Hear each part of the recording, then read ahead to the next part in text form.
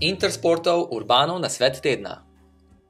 Opis testiranih modelov tekaških copat, tokrat o klasičnih tekaških copatih. Ko kupujemo tekaške copate, se najprej odločimo znotraj katerega razreda bomo izbirali. Ali med klasičnimi, med tako imenovanimi tekmovalnimi, med copati, ki so narejeni bolj za razgibane poti, ali pa si morda želimo minimalistične tekaške copate. Za zimo pa se je še dobro opremiti s tekaškimi copati, ki so tako rekoč vodo neprepustni. Tokrat si bomo pogledali klasične tekaške copate. Za klasične tekaške copate je značilno, da imajo izdatno oblazinjen podplat in da je pri njih običajno peta za približno 10 do 12 mm višja od prednjega dela stopala. Klasične tekaške copate lahko naprej razvrstimo v dva razreda.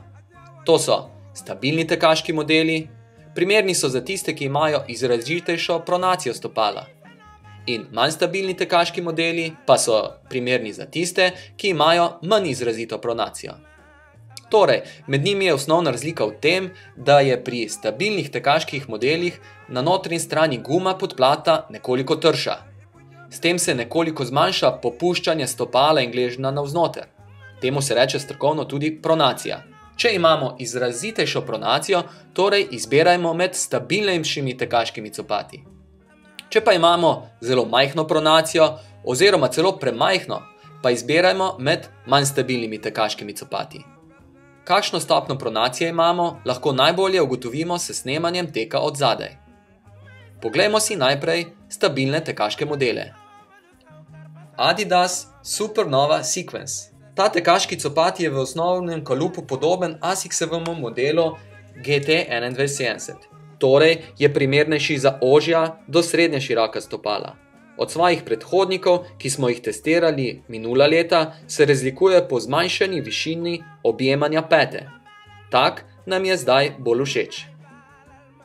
Brooks Ravena 3. Glede na lanski model Ravene, ocenjujemo, da se je letošnji model nekoliko učvrstil in da v srednjem delu tesneje objema stopala. Še vedno pa spada ta copat v razred mehkejših, stabilnejših copat. Zato ga priporočam zmernim pronatorjem. Izrazitejši pronatorji pri njem ne dobijo dovolj čvrste podpore na notranji strani podplata. Nike Lunar Fly 3. Dober copat. V razredu stabilnih tekaških copat se tudi zaradi svoje mehkobe, ki sicer zelo prija, s stabilnostjo ne more ravno hvaliti. Je tudi zelo lahek. Svetoval bi ga tekačem z zmerno pronacijo. Glede širine v prednjem delu sodi med srednje široke. Nike Lunar Glide 4. Med vsemi testiranimi modeli tega razreda je ta najlažji in tudi najmehkejši, ter zelo vzdolžno upegljiv. Pri vsem tem pa seveda zelo težko zadovolji potrebe čvrstejše podpore notranje strani stopala, ki jo potrebujejo izrazitejši pronatorji. Mizuno Wave Inspire 8. Zelo dobro stabilizira gleženj izrazitejšim pronatorjem, saj je notranji del podplata čvrsto podprt. V prednjem delu je širok in zračen, ob tem, da je zelo stabilen, je še vedno zelo prijeten. Asics Gel Kayano 18. Ta copat je najbolj vzdolžno čvrst od testiranih modelov tega razreda in hkrati zgledno stabilizira notranji del stopala. Asicsovi copati načeloma spadajo med tiste, ki so bolj primerni za ožja do srednje široka stopala. Pri Kayanu pa je prednji del copata nekoliko širši in predvsem bolj raztegljiv, ter torej primeren tudi za širša stopala. Asics GT 2170. Ta copat omogoča na nogi zelo podoben občutek kot njegov cenejši brat, ki nosi ime Flash Fire. Razliko lahko najdemo v tem, da model 2170 nekoliko mehkeje objema nogo, da ima v podplatu več gela, ki mu sicer s tem doda nekaj teže in verjetno podaljša rok trajanja copata. Vzdolžno je tudi bolj čvrst. Priporočam ga tekačem, ki imajo srednje široko ali ožje stopalo in potrebujejo izrazitejšo podporo notranjega dela podplata. Asics Gel Flash Fire 4. Zelo lepo narejen tekaški copat, ki v sebi ne skriva tako imenovane najsodobnejše tehnologije. Zato pa je tudi cenejši, vendar pa zaradi tega med testom nismo opazili pomembnih razlik. Morda se te pokaže skozi čas. Priporočal bi ga tekačem z ožjim do srednje širokim stopalom, ki jim koristi čvrstejša notranja podpora stopalnega loka. Zdaj pa si poglejmo še manj stabilne tekaške modele. Za njih se uporablja tudi izraz, da so to nevtralni modeli. Osebno menim, da ta izraz ni primeren, saj se številnim tekačem, ki imajo na primer sicer normalen stopalni lok in jim pri bosem teku ugotovimo, da nimajo prekomerne pronacije, ko obujajo klasične tekaške copate, stopna pronacija poveča do te mere, da jim raje svetujem stabilnejše tekaške modele. Asics Gel Nimbus 14. Če si želimo klasični tekaški copat, ki nas v prednjem delu stopale nekoliko tesneje oprime in ne potrebujemo stabilnejše podpore stopalnega loka, ga vsekakor svetujem. V primerjavi z drugimi copati v razredu manj stabilnih klasičnih tekaških copat sodi med trše. Razlika v višini prstov in pete je 10 mm, kar je za 2 mm manj od prejšnje različice. Asics Gel Cumulus 14. Cumulus je nekoliko težji od svojega brata Nimbusa. Podplat je sicer tanjši, vendar je razlika v višini pete in prstov za milimeter višja. Sicer pa sta oba copata zelo podobna in je med njima težko prepoznati pomembne razlike. Torej, če imate ožje do srednje široko stopalo, ne potrebujete močnejše podpore stopalnega loka in imate raje bolj čvrste tekaške copate, vam ga priporočam. Brooks Glycerin 10. Če iščemo podobnosti med tekaškimi modeli, bi lahko rekli, da je glicerin podoben Mizunovemu Wave Ultima. To pomeni, da je spredaj precej širok in zračen, je pa močneje oblazinjen. To še zlasti velja za prednji del podplata. Priporočil bi ga tekačem, ki imajo zelo majhno pronacijo stopala in jim dodatno blaženje pride bolj prav.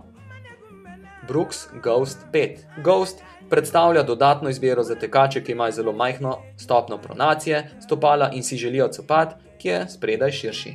Mizuno Wave Rider 15. Prednji del je prostoren in tudi bolj zračen. Podplat pri tem modelu je od konkurence v razredu klasičnih tekaških copat za približno 3 mm tanjši. Razlika v višini pete in prstov je 12 mm. Torej, ta tekaški copat priporočam tekačem, ki ne potrebujejo močnejše podpore stopalnega loka in imajo širše ali srednje široko stopalo. Mizuno Wave Enigma 2. Enigma je od starejšega brata Wave Riderja bolj obdarjen z oblazinjenostjo podplata. Razlika v višini pete in prstov je 12 mm. Ta copat bi priporočal tekačem, ki ne potrebujejo močnejše podpore stopalnega loka. Si želijo v prednjem delu stopala več prostora in se radi zanašajo na mehkobo dotika s tlemi, ki jo ponuja tekaški copat. Mizuno Wave Ultima 4. Vedno, kadar testiram Mizuno Ultima in Wave Rider, težko najdem pomembne razlike med njima. In res, copata sta si med seboj zelo podobna. Ultima je le za eno stopnjo bolj oblazinjen. Torej, Ultimo priporočam tekačem, ki ne potrebujejo čvrstejše podpore stopalnega loka in si želijo spredaj širok tekaški copat, ki je tudi malo bolj oblazinjen. Nike Zoom Vomero 7. Vomero je zelo mehek tekaški copat. Sprednje modelo stopala omogoča kar precej prostora. Razlika v višini pete in prstov je 10 mm. Opozoril pa bi, da tako mehki copati niso primerni za tekače, ki se jim stopalo nekoliko izdatneje nagibajo navznotraj, torej malo prekomerno pronirajo. Nike Air Pegasus 29.